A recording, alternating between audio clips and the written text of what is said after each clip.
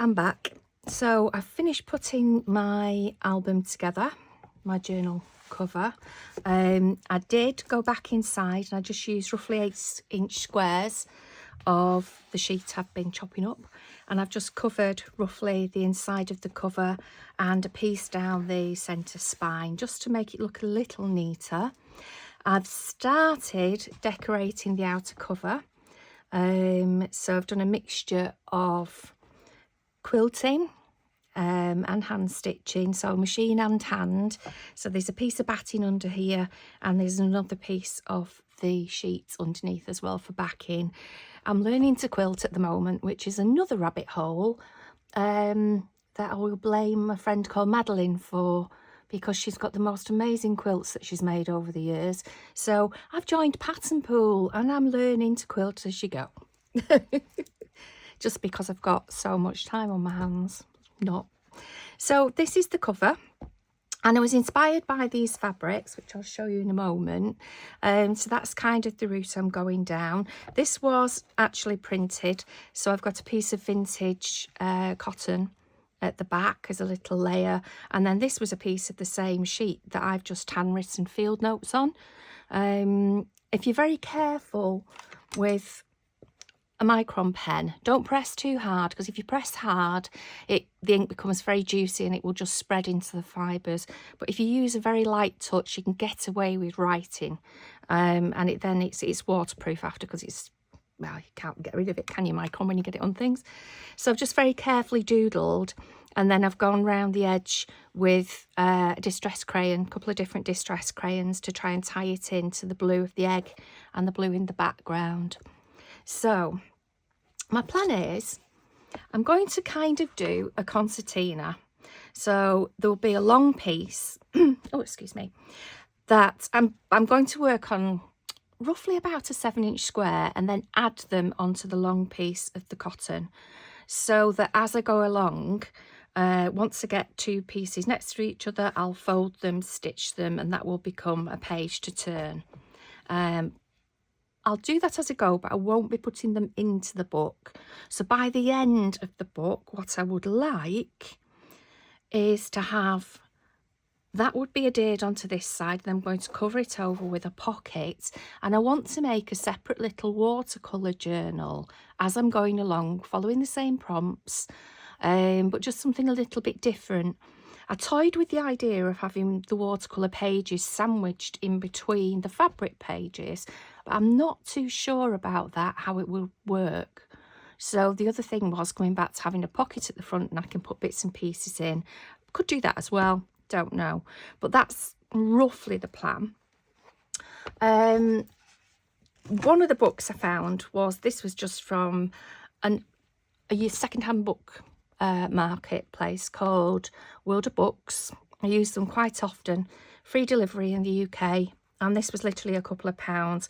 It's definitely seen better days. I think it has lived in somebody's shed because it's quite rough around the edges, and it's lost its colour on the front and sides. But inside there are a couple of little pages of stickers. I know not where they're from. Somebody's obviously written Thunderball numbers on the back of one of them. I mean, maybe I should put those numbers on, who knows. And it's about designing the garden, but it's got the illustrations inside, plans for gardens, and then it tells you about all the different plants and the different months. So you've got lovely little illustrations in here, and I thought for a couple of pounds it was worth getting because it's interesting. The illustrations are beautiful. I mean, look at that, that's just beautiful. So that was one of them. And the other two books, one of which, this one, Corinne, Rabbit Hole, took me down. The minute I saw this, I just thought, holy moly, that is so gorgeous. I got it from World of Books again. It was in the new books section, and I love this because you've got record keeping pages at the back. I love the style of it, and the fact that the way the journal's done. This, now look, it's just open straight at that page. When I got it, my post this morning came with a big elastic band wrapped around it. My mum passed away 15 years, and I do still talk to her now and again. And I just laughingly said, oh, look, Mum, the 7th of May. That's your birthday. Oh, you've got a vine weevil, look.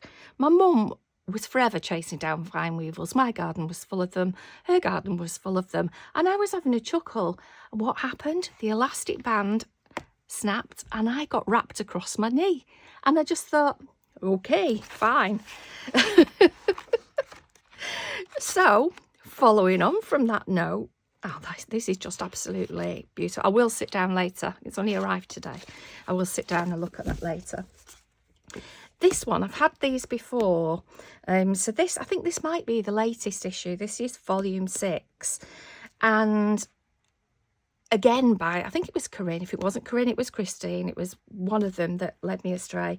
And when I looked at it online, it was all kind of French country farmhouse. And I thought, that's right up my street. And then blow me. And I had to use the elastic band as my bookmark. Here we go. Hope you can see this. So, whoops, knocked the lights over. It's so dark here today. I don't know if you can see this sewing table here. It's a Danish one.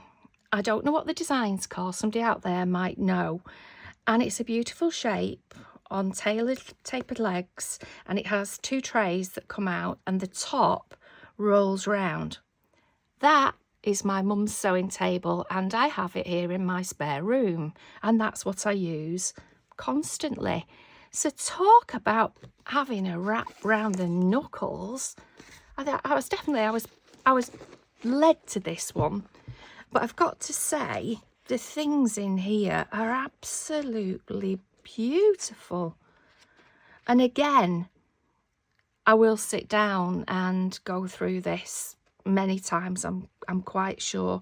It's got all kinds of inspiration. It's even got cross stitch, which is something that I've really gotten into over the last 12 months, 18 months. So that's that inspiration. I better crack on, otherwise we'll be here till next Friday. Rescued tablecloth. It was sold to be cut up, but I hadn't got the heart, and it's too beautiful. I've bought a few scrappy bits and pieces, vintage fabrics. So these are just remnants, but they're big enough for making small elements. I hadn't got anything like this in my stash, so I thought I will get some of those, and they are beautiful. This is where I got them from, and she is UK based, and definitely go and take a look. Oh, won't tell you, won't show you that, a discount on it. But go and take a look at the Etsy shop. It's absolutely fantastic. And if you're just looking for a few bits and pieces, just to top up your stash. So I've got another box with bits and pieces of bits of quilt. I mean, these are stunning. Look at those. And yeah. So there's a few pieces of quilt in there. There's a few pieces of different vintage fabrics, and they're all in the colours that I've been trying to get my hands on over the last couple of years, and I've not been successful anywhere. So there are quite a few in there. There's some bigger pieces at the bottom. And these are absolutely beautiful. Look at these. So they may appear in here. They might not appear in here, but they'll be appearing somewhere. I do know that. And then in the bottom there's a nice piece of linen, which would make, oh actually that would make a really pretty needle book. So I should just pop those in there. Now my ideas started, let's move that out of the way, with this little bundle here. So my front cover, the postcard with the bird, came from, and I do hope I put it back in here, yes I did, this fabric. Now this collection is a Riley Blake, let's just show it you, and it's called Art Journal, and I bought it when it first came out because I absolutely love the fabrics. They are gorgeous. Some of them aren't suitable for doing a smaller project like this. Some of them are absolutely massive, huge book covers. But these are stunning.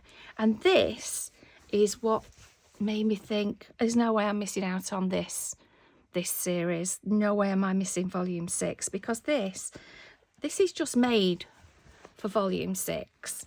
I mean, look at these. They are absolutely gorgeous.